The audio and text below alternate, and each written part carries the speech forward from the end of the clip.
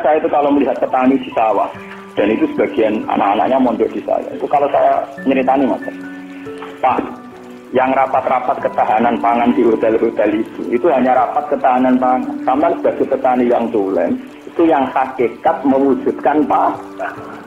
Sama jangan kecil hati, saya dan di mata Allah Andalah yang mempertahankan pangan, karena Anda belum jadi petani. Jadi itu banyak santri-santri wali muridnya yang bangga dengan saya. Wah, nak ngono berarti kalau wong top, iya wong top podo menteri pertanian. Ya kalau menteri kan lapornya sama presiden, kalau sampean tak latih laporannya dari Allah Subhanahu. Nah ini khasnya ulama. Lah saya nanti takut tadi yurfaul ilmu. Nanti itu kalau sudah ada ulama yang kesangkeman kayak saya, nanti yurfaul ilmu. Ilmu itu hilang sehingga yang dianggap prestasi ketahanan pangan misalnya ya menteri pangan sama pejabat bu.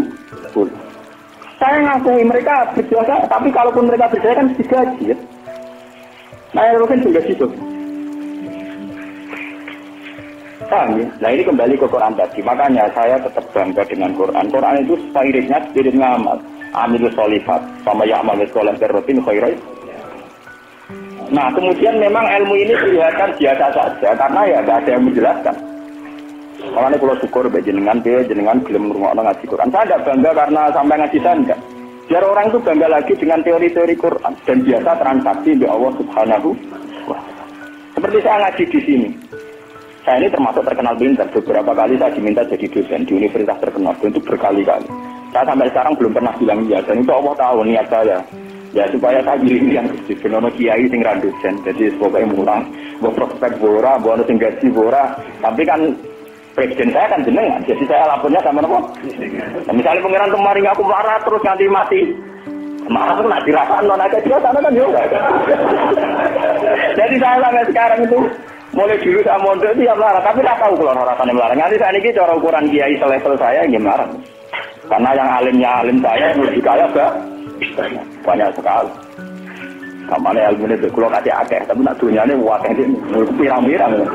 Ya kuwi dhewe pidato plang-plang bae dene pantangane pidatone Kak Watantu. Wis pantangan tenan niku ora ditangi. Lupa wis disan iku sebagai tak. Nggih tak itu napa kuwi ora itu. Ben kualat. Dosa njajal wilayah wong alim napa? Dolim, ngomong tangga-tangga gue tak didik apa belum ngaji sing biasa apa dididik apa ngaji sing bermewah napa? Oh, kan kualat. Jadi ini penting kalau terangkan. Termasuk yurfaul ilmu itu guys. Nanti kalau per individu, termasuk mahasiswa, termasuk santri yang biasa lihat TV. Kalau per individu hanya mengapresiasi pejabat-pejabat, misalnya ketahanan pangan, daripada mengapresiasi tonggone sing ngutangi dan itu menjaga nopo itu akan bahaya bagi kelangsungan iman, ya, karena orang tidak biasa transaksi ke Allah Subhanahu wa Ta'ala. Padahal dalam kitab-kitab diterangkan betapa banyak orang jadi wali hanya berdasarnya keimanan wong siji wong loro tanpa rapat-rapat yang disorot media nopo. Karena tidak ceritanya, saya pernah cerita di sini. Ono wong maju iki sugih ra karuan, wis sugih ro, kuwi anak wayu. Bareng dia anak ayu karena dia masih tidak beragama mikir. Lah bocah ayu ngene kok tak sono rugen pintu tapi wong cilik tak rumah satu kok gede-gede dirasakno. Oke. Mikir. Kalau hasil dia mutusno dirasi dhewe, napa? Karena dia maju. Bareng malam pengantin, tiap apa ngeloni, itu dicotok ya dia. Tok. Metu deh, ono wong ganggu bulan madu kan mangkel. Ono apa? Kulo niku gak sido, gak lemen. Coba uplek. Terus apa? Lampu cilik lho. Cender apa? Cender lah don kowe kan ya. Iya, cender. Oh, cender orang bahasa Rembang lho. Apa liane cender? Oh. Cender. Aku mirip. Salah ucapan repot. Ublek orang nembak keteringan kelapatan cender. Aduh kan awali bakat tak cender. Pasti kena. Ublek netral. Agar diparani lagi itu sampai 3 kali. Karena 3 kali ngerti parani itu diparani kan itu omah. Ternyata dia itu seorang janda sing anaknya itu kelaparan. Anaknya kelaparan ditanya kenapa kamu ke rumah saya nak tak kerja kok melaju. Dia cerita, Pak Majusi, saya ini punya anak kelaparan semua, ingin makan. Kalau saya ingat anak saya mau memaksakan minta jenengan karena jenengan yang punya makan. Tapi kalau saya ingat jenengan Majusi dan saya seorang mukminah, niat itu saya urungkan betapa saya tidak ingin menjual iman. Terus entah ini kenapa dari si Majusi tadi. Ini mangan gandum, pokoknya segala yang diperlukan janda itu dan anaknya diambilkan terus diterus, dipikul dulu, terus dia seorang raja. Diterus. Padahal dia niatnya udah agak gede. Buatan ini cerita iman. Biar sampai biasa karena saksi bahwa Allah Subhanahu wa Ta'ala. Nanti nilainya nanti saya akan satu. Biar sampai biasa transaksi bahwa Allah Subhanahu wa Ta'ala. Terus dikasih. Nah cerita itu terbongkar. Itu justru karena antar wali. Jadi ada seorang wali. Dia mimpi di Ka'bah. Dia zaman dulu itu masih mungkin orang tidur di seputar matok dan toas. Dia seorang wali Abdal. Dia tidur bersama Rasulullah. Hei Fulan, hei wali Fulan, saya titip salam pada orang itu. Ternyata orang itu yang disifati Nabi itu orang Majusi yang di kampung terkenal paling arogan. Mereka ngerapi anaknya. Ketika dia tahu bahwa Majusi yang dititipi salam Rasulullah itu begitu, dia mengurungkan niat. Mau Rasulullah salah alamat, salah kirim salam. Jadi kan nggak mungkin. Masa Rasulullah salah kirim apa? Salam. Itu apa tak kok rapote elek kabeh. Ini ku mau Majusi sing saking kurang ajar yang rabi anak. Akhirnya dia memaksakan konfirmasi. Mau Majusi ini diparah. Ya Majusi, saya ini tanya tangga-tanggaan dan sudah ada yang cerita bahwa ada orang benar. Tapi aku ini gue mau salamnya sama Rasul. Pasti kamu punya perilaku yang spesial, yang hebat. Majusi langsung iman. Asyhadu an la ilaha illallah Muhammad Rasul. Nabimu kan nabi tenang. Perilaku saya tadi malam tidak seorang pun yang cerita. Waktu iman, ya langsung ngoleh anak, ya langsung nopo. Padahal nggak disorot media massa dan itu perilaku perto. Begitu juga di kitab-kitab pada cerita seorang lonte, seorang WTS. Dia setelah melakukan aksi kelonteannya pulang. Ngerti asu dilat-dilat neng tanah, dia menafsirkan itu pasti kehausan. Kalau bolak-balik cerita semriki dan itu ada di hadis sahih, karena lonte juga priayi. Malah buat santri ra iso, lonte kelebihannya kan gak napa. Ya, itu dene nganggo sepatu bude medun ning sumur. Terus dicopot. Setelah ngambil air dicopot sepatu butnya karena tangannya dua digongkrang-ranggang munggah. Ya mau mergo ra priyayi iso wae kan mergo napa? Ra priyayi. Orang priyayi kan gak kebayang. Orang priyayi jarian dia oleh munggah-munggah. Lalu ini cerita tentang hadis sahih. Setelah diminumkan anjing itu, Allah syukur sekali karena ada makhluk yang diselamatkan di lonte itu dan diparingi tobat jadi orang. Lu apa susahnya sih kayak jenengan saya, Mas Ruben semua. Coba kita ini kan sering menyelamatkan nyawa. Paling enggak anak kita kelaparan kita berikan susu, istri kita kelaparan kita berikan nasi. Kita ini berkali-kali menyelamatkan nyawa. Tapi kita tidak pernah bangga karena kita nunggu bangga kalau kayak menteri, kayak presiden. Lalu iman kamu di mana? Lalu posisinya Allah yang nilai kamu? Kita ini mukmin yang geblek, paham? Mukmin yang bodoh. Malah nih TV itu keseringan. Bener cocokan dua bagi ini cerita cocokan antar wong alim Pak. Lu mboten nenten tiyang kok, namung kula bae mau coba tak ditanya mangkel tapi kan atas sebut jenenge. Tapi dene tetep ngakoni. Mati man kejinan ngalim mencen atine jenengan apik batin subuh kan adu apik. Dia baru sadar. Ya makanya saya ini kalau baca wahyu ya tadi termasuk wahyu faul. Orang yang kadang bergelar-gelar yang hebat. Kadang masih melakukan kebodohan dalam imannya, yaitu nganggap prestasi yang kayak presiden, kayak menteri. Sementara penyelamat-penyelamat nyawa yang lewat aksi-aksi personal tidak gini. Quran itu dawe Allah Subhanahu wa Ta'ala. Allah sing duwe langit, duwe bumi, wae ngangge tarif miskola zarrah. Tarifnya pengenan mau miskola sekecil apapun amal Anda, tak miskola tetap tak hitung jarang. Kenapa kita manusia sombong? Ngitung amal itu yang disorot. Ngitung prestasi itu yang diakui publik. Kita ini jadi mukmin yang bodoh. Mulai kira awalnya aku percaya santai wiridan, awali ketok tangan. Karena iman kamu itu iman yang bodoh, mulai tobat, penting ngaji tobat. Napa?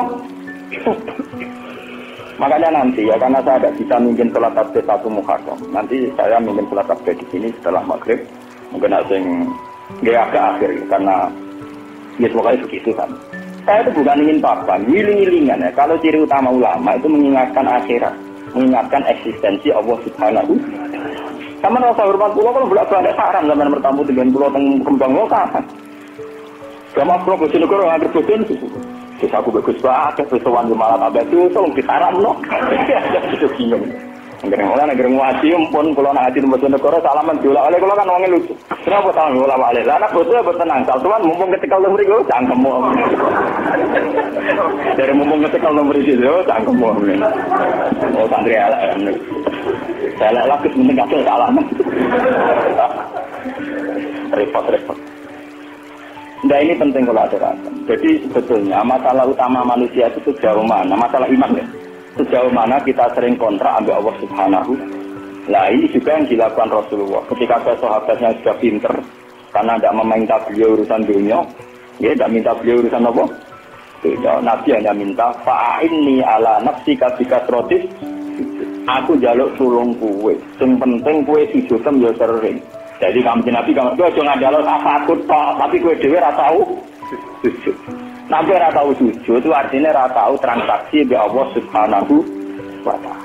Kue ora tahu ta'alluq, ora tahu gandrung ning gone Allah Subhanahu wa taala. Makanya nanti saya surat tasbih sebagai simbol saya paling enggak pulau jenengan kan jenengan dia sudah jauh-jauh datang. Cuma kalau orang rumah turun saya ajak pulau, paham gitu. Jadi kadang wonten kata kadang dulu sedikit tani, cuma sidinan waktu itu di gunung gitu. Ben aku teperan matur nuwun ada aku Rembang. Tetep masuk nopo? Ya, sudah sama ora ada sing gede, tetep masuk pulau. Tetep nopo? Sangkem nek tele gunung gitu kok ada Rembang. Paham ya nopo? Jadi tetep menang pulau, cara ganjaran tetep kata pulau. Dan saya ngambil cara dihitung, ora pentingan. Paling sampean dihitung mergo tawadhu. Artinya ngerasa bodoh terus ngaji, ya dihitung apa? Dihitung apa? Kalau baleni malih. Saya baca hadis itu nangis. Jadi wahyu faul ilmu. Ilmu dilanggar termasuk ilmu prestasi tak?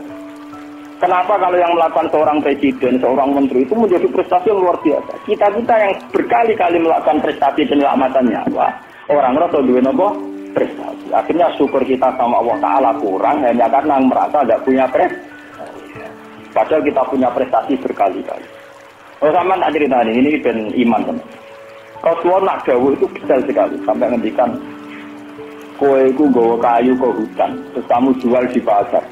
Setelah kamu jual di pasar, kamu kasihkan ke ibu kamu, ke anak kamu dan menjadikan mereka hidup. Itu sudah sedekah yang luar biasa. Sampai Nabi nyontono hatta matat ala fi simra'atika. Jika yang kamu bikin untuk mulut istri kamu, matat ala fi sim. Ini wonten cerita. Nabi Musa pernah tanya sama Allah, ya Allah, saya ini kalau di surga sama siapa? Itu dia pemuda, wongnya dempal kalau rugen, hasil wong larat kan apa dempal. Tukang golek kayu ke. Dan ini rugen alhamdulillah itu ngelakoni. Jadi tukang ukir kayu tapi orang golek nopo. Ternyata anak itu duit cara bikin untuk duit 20.000. Itu yang karena orang Arab itu melaratlah pakanannya roti, Pak. Betul orang Arab lain melaratlah pakanannya nopo? Roti daging. Jadi orang Arab itu roti yang unsurnya itu tengahnya 3 daging. Ini gitu kan roti. Yang separuh dipangan dia, separuh digantung. Digantung tengguwo karena ibunya sudah lumpuh. Kalau dia pulang disuapin, kalau dia sedang kerja, ibunya mudah meraih karena digantung di dekat nopo. Jadi dia gitu saja. Dan itu sudah menjadi layak dia setingkat Nabi Musa nanti di surga. Dari Nabi Musa, wong itu kan Nabi Musa normal sana kan ya kayak dene kiai, mesti salate cukup biasa dia. Pokoknya dia kan foto ning ngetok. Oh ternyata enggak gitu, mau bakul ning pasar mulai ya gitu aja. Takon aku pengeran. Nah karena apa tuh? Yo krono iku. Sampai takon krono apa? Yo krono. Paham kan? Jadi kayak keliwat. Ibu mesti krono tuh. Itu kan berarti jadi kesempatan. Makanya saya ini sering cerita ke kiai. Jangan kira saya boyong itu karena pondok saya enggak. Saya boyong itu tidak karena pondok saya. Orang no hadis sih. Wong boyong demi pondok apa?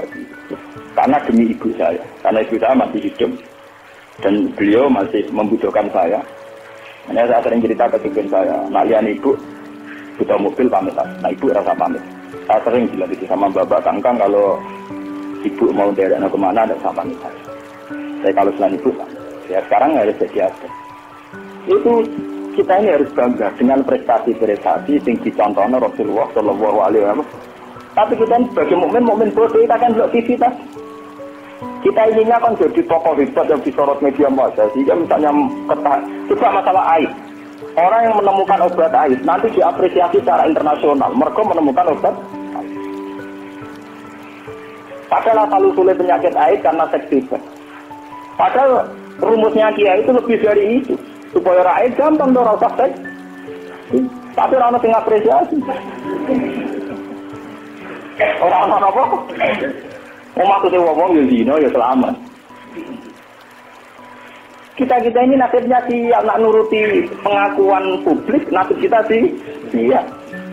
Ya cerita mau mukmin itu anta kita boha ka anaka tarahu fa illam takun tarahu fa indahu yaraka. Ihsan kita, kebaikan kita kontrakkan dengan Allah Subhanahu wa taala. Sehingga setiap saat kita ngamal seakan-akan melihat Allah atau setidaknya yakin dilihat Allah. Intinya biasa transaksi atas nama Allah Subhanahu wa taala.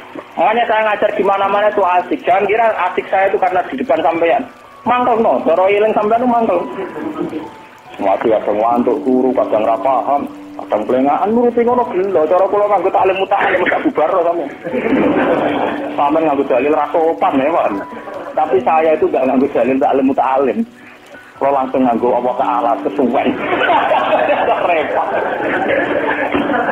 Cuman gelo. Cara etika taklim mutalim gak mlebu kabeh sampeyan. Nek ana gurune teko kudu muater bar kabeh. Nek duwi ora oleh meneh melengak, soalnya tutup. Kalau sampean ngaku kok istilah talim nomor tutup. Ini penting kalau aturakan. Terus kalau suwon sampean harus secerdas sahabat ini. Kalau sampean sudah tahu saya ini misalnya ulama akhirat, ya hubungan saya dengan jenengan harus urusan apa? Kadang masyarakat tuan yang kadang ngawur banget. Pulau itu gak ada bapak, gak ada guru. Memang sebagian saudara saya sekolah umum, karena yang tidak diplot jadi ulama. Tapi yang diplot jadi ulama itu guru-guru saya ini tanyakan Lukman kalau nggak percaya. SD saja enggak. SMP apalagi SMP. Kiai-kiai ini sudah tirakat sebagian anak yang calon pewaris kealiman itu bahkan nggak merasakan sekolah ataupun umum. Tapi masyarakat enak saja, harus ngerti kiai ini ngono ya anaknya apa sistem Nairu atau apa ujian yuk dungannya. Ya. Saya itu pernah punya kakak wakil bupati. Wakil bupati jadi bukan calon. Saya belum pernah main ke rumahnya. Tanyakan Lukman. Saya itu hanya sekali main karena beliau pas mau haji. Dan itu di keluarga saya dihormati. Memang saya keluarga ulama ya etikanya harus gitu. Padahal kakak saya itu sering ke sini, ke Tonggo dulu ketika saya masih kos di sini. Ya karena aturan jajan itu. Yang tidak ulama, harus ulama itu dipegang. Padahal itu kakak saya. Dan itu ya gak saling menyinggung ya biasa saja. Saya tenang saja, itu ya tenang saja. Wah itu kalau mau dikatakan kan aneh. Tapi kalau di keluarga saya biasa.